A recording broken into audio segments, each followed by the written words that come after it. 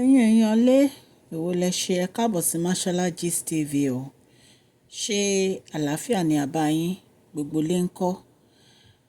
Ọ̀rọ̀ tí ó ṣẹlẹ̀ láàrin àǹtí wa R àti ẹni tí ó ń ṣiṣẹ́ fún wọn, wọ́n ní wọ́n wá deny ọ̀rọ̀ yìí, wọ́n ní pé kò sí nǹkan tó jọ bẹ́ẹ̀ o. Báwo ni wọ́n ṣe sọ? Wọ́n ní pé aṣọ àti bàtà táwọn fún arábìnrin yìí, àwọn ní pé kó bá wọn lọ fi fún Queen Naomi ní Àkúrẹ́ ni.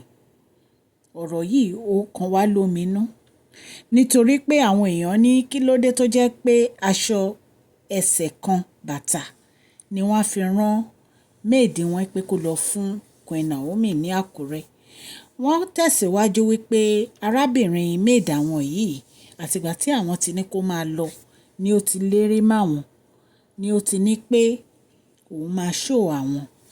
Wọ́n ní nǹkan tí àwọn dẹ̀ fi lé ní pé ó ń bá àwọn èèyàn, ó ń bá wọn rojọ́ nínú palace wípé etí àwọn ti kún. Ẹ̀yin èèyàn lé bírọ́ ni bí òótọ́ ni àmọ́. Ṣùgbọ́n wọ́n ní nǹkan tí àǹtí wa R allegedly tí wọ́n sọ ni, ẹ̀yin ará lé. Bí a ṣe gbọ́, wọ́n ní arábìnrin yìí wá sí ọ̀dọ̀ Queen Naomi nínú palace.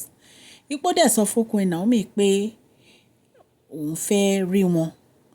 Wọ́n ní in fact wọ́n ní àwọn PA Queen Naomi náà ní kí ló fẹ́ rí wọn fún. Wọ́n ní eventually ṣá, torí ọjọ́ yẹn wọ́n ní Queen Naomi wá ṣe nǹkan nínú palace pẹ̀lú àwọn òṣìṣẹ́ tuntun tí wọ́n gbà tó jẹ́ pé àwọn èèyàn ń bá wọn interview.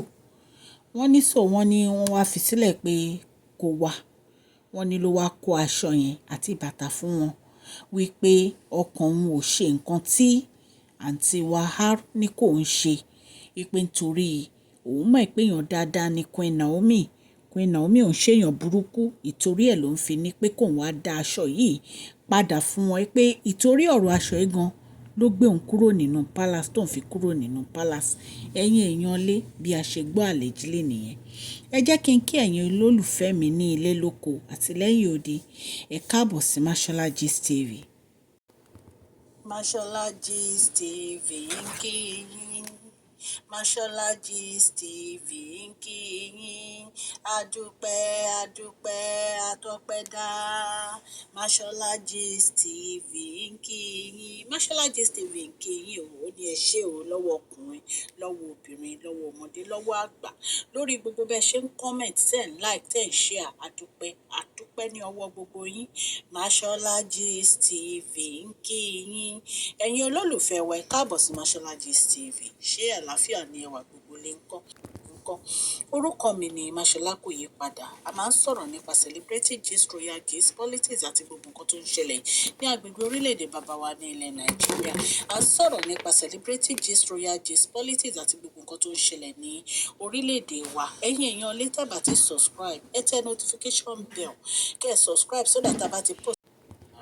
À ń sọ Yorùbá lórí channel yìí nítorí pé a fẹ́ gbàgbé àṣà àti èdè wa. Ẹ̀yin èèyàn lé à ń ṣe advert lọ́lọ́kùn òjọ̀kan lórí channel yìí, ẹ kàn sí wa ní Mashola Gist TV. Ọlọ́run gbọ́wọ́ yín sókè o. Ọlọ́run Elédùmarè á bá mi ran gbogbo yín lọ́wọ́ o. Òkè òkè ni ọlá yín á máa lọ o. Ọlá yín ò ní lọ ìsàlẹ̀ láíláí. Ẹ̀yin èèyàn lé ó yà wá lẹ́nu nígbà tí arábìnrin yìí tó sọ wípé olórí wa R òun ló fún un ní bàtà, Tadéníkáwò àti aṣọ ẹ̀. Ẹ̀yin èèyàn, wọ́n ní kábíyèsí ni ẹrù Queen Naomi wà nù palace látijọ́ yìí, box wà nù ẹ̀. O ò wá rí nǹkan, o ò rí box fi ránṣẹ́, ó wá jẹ́ aṣọ ẹyọ kan àti bàtà ẹsẹ̀ kan ló fi ránṣẹ́. Wípé ọ̀rọ̀ yìí ó tojú sú àwọn wípé àǹtí wa aṣọ kan àti bàtà ẹsẹ̀ kan ni wọ́n fi ránṣẹ́ sí Àkúrẹ́, ṣùgbọ́n wọ́n ní pé kábíyèsí wọn gba ọ̀rọ̀ wọn gbọ́. Wọ́n ní gbogbo àwọn tó ń sọ ọ̀rọ̀ yìí lójú wọn náà, wọ́n ní wọn gba ọ̀rọ̀ wọn gbọ́. Wọ́n ní báwo ni aṣọ ṣe dé ọwọ́ ọmọ tó ń bá wọn ṣiṣẹ́ tí ò bá ṣe pé àwọn ni wọ́n fi rán. Wọ́n láwọn fi rán lóòótọ́. Wọ́n ní ṣùgbọ́n àwọn ò ní kó lọ fi ṣe nǹkan kan. Àwọn ò ní kó lọ fún èèyàn kankan láṣọ yẹn ju Queen Naomi lọ. Ẹ̀yin èèyàn lé nǹkan tí wọ́n ní àǹtí wa sọ nínú palace nìyẹn. Ẹ̀yin náà mọ̀ pé kì í ṣe èní kì í ṣe àná ni wọ́n ti máa ń sọ wípé wọ́n bá àwọn nǹkan bíi oògùn lọ́wọ́ àǹtí wa allegedly bí a ṣe gbọ́. Ṣùgbọ́n ọ̀rọ̀ ti aṣọ àti bàtà yìí ó yà wá lẹ́nu nígbà tí a rí pé ọwọ́ ẹni tó ń bá wọn ṣiṣẹ́ ni aṣọ yìí àti bàtà wà. Arábìnrin yìí gan ní òun ti kúrò nínú palace nítorí ọ̀rọ̀ yìí pé òun kàn kó aṣọ yìí dání ni.